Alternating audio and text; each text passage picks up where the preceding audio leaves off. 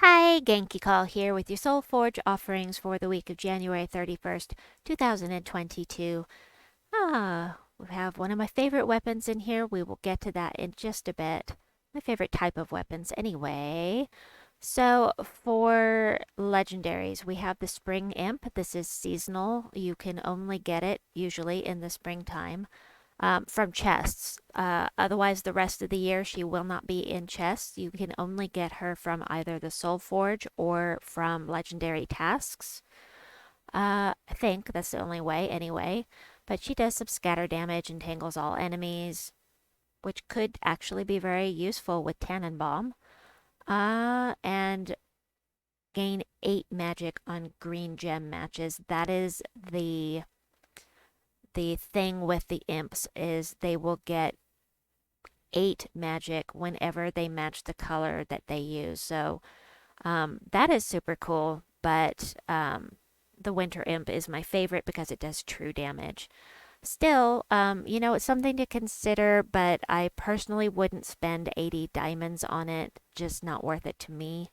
Then also we have King Highforge, who is one of our he is very useful in events. He stuns the last 2 enemies and deals damage to them boosted by allied dwarves and summons a random dwarf. I wouldn't recommend crafting him. However, he does give all dwarf allies a 50% mana start, which is super useful when you're doing events or you have an all dwarf team. Then we have Wrath. Wrath is part of my. I said 80 diamonds earlier. I meant 800. Pardon me. 800 diamonds. No, not worth 800 diamonds.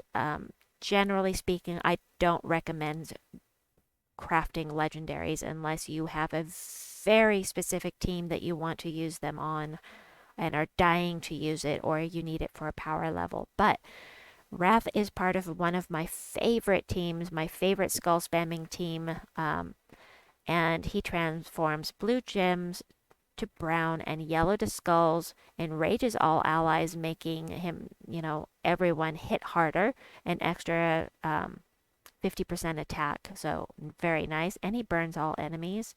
What is fun about him is that he explodes 2 random gems whenever he matches skulls. So he doesn't have skull damage reduction, however, making him a little squishy, but with my favorite Boom Max Fun team, which was given to me by Boomstick Fancy Pants. It was created by D-Rock.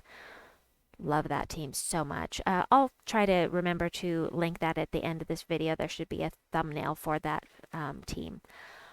Frost Feather, the thing that is useful about Frost Feather is this freeze all enemies when I die. So some people like to put this at the front of their Guild Wars teams in hopes that it will, die. It will be the first one to die, and then it will freeze all the enemies and cripple them so that they can't loop. But it does do damage to all enemies, and if there's an ice storm, curse all enemies. I never really think about the ice storm stuff, just damage to all enemies. This can be useful in delves, but again, 800 diamonds is a lot. Okay, let's get to the mythics. So we have Death, who does death mark all enemies and deals some scatter damage boosted by his life. It's not really strong, but the death mark can conceivably take out the entire enemy team. And he steals some life from the enemy at the start of each turn. But he is a necromancer, so he does have that going for him. Then we have Elemaugrim. This is something I considered crafting simply because I need to get my power level up in Dragon's Claw. He does a set number of damage to all enemies, creates 9 purple gems boosted by burning enemies, and he does decrease all enemies' attack by 4 on 4+ gem matches. So if you put him on a team that can loop, especially with this purple, he could be pretty useful. I do not own him, obviously, since I just said that I was thinking about crafting him, but 4,000 diamonds is a lot, and I would rather get the power level up in one of my magic kingdoms, so I'm going to probably wait on that. The voice of Orpheus, you may have noticed, is in the thumbnail for this video, and it's there simply because he's kind of yummy. Yes, I did just say that. Ha ha ha. All right. Anyway, the voice of Orpheus does damage to one enemy boosted by all ally mana. Cleanse all allies, which is very nice, of course, then give all other allies 5 mana. He seems kind of weak as far as the spell goes. I pulled him randomly off of some glory keys this couple days ago. Super happy about that. Yay! One more mythic for me. But I haven't used him yet. He cleanses all allies when matching yellow gems, of course. He would probably, if you want to cleanse all allies, throw Beatrix on your team. Basically, she does true damage to all enemies, and every match 4, she's going to cleanse all allies. So, I don't think he's a great mythic. Still really happy to have him.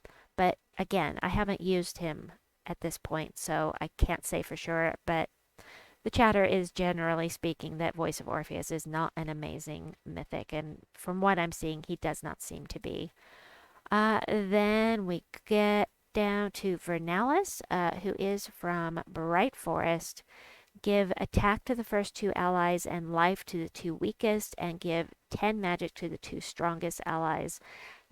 I used him during one of my PvP roulettes videos, live streams, and actually he's pretty useful. I have not used him except in that video, and I don't think he's terrible, but again, 4,000 diamonds is a lot, so really think about your goals for the game, and if you need to get your power level in Bright Forest up, I would say, you could try this. However, please keep in mind that we are going to Bright Forest next week, and that means you will have a chance to get Vernalis with your event keys. Entangle and Fairy Fire a random enemy when matching green gems. That's right, I used Vernalis with Tannenbaum, and that worked out very nicely. Anyway, let's move on. That is it for the troops for this week. In weapons, I gotta have all the things. So the light staff is one of those 75 diamond ones, nice and cheap. Damage to an enemy, double if there's a light storm, and create a life storm. I need all of the weapons for my power level, so I definitely want that. Woohoo! Sky Hero, I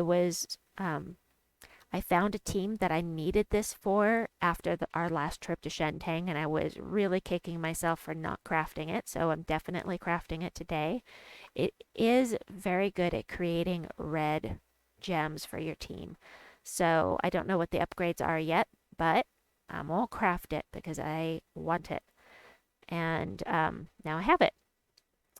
As far as other weapons here, we have the light staff. I just created that. We have the doomed Libram. One of those things that can be super useful in Guild Wars, but really it's going to be the most useful once you get it leveled up.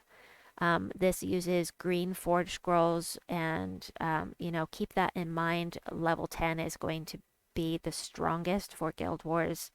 And generally, these are not used outside of Guild Wars because it's a very specific situational type of weapon.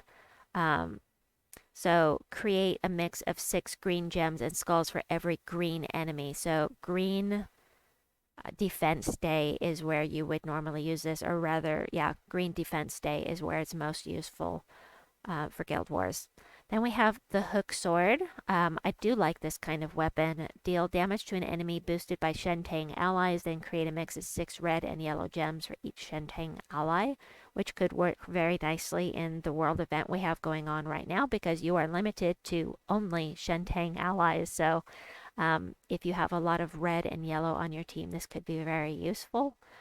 And just talked about the Sky Hero Cobaltine Wand. Now, this is one of my favorite types of weapons. Explodes a bunch of gems, grants a random status effect to all allies of a certain type, in this case Shentang allies, and then will summon a Shentang troop. This weapon has especially good synergy with Yao Guai because Yao Guai he uses red, he transforms purple to red, creating plenty of stuff for you to explode on the board when you use this weapon. Really love the synergy between them, and definitely am using him for this event with the Cobaltine wand. So I think that is it. The rest are, from upgrading your Soulforge.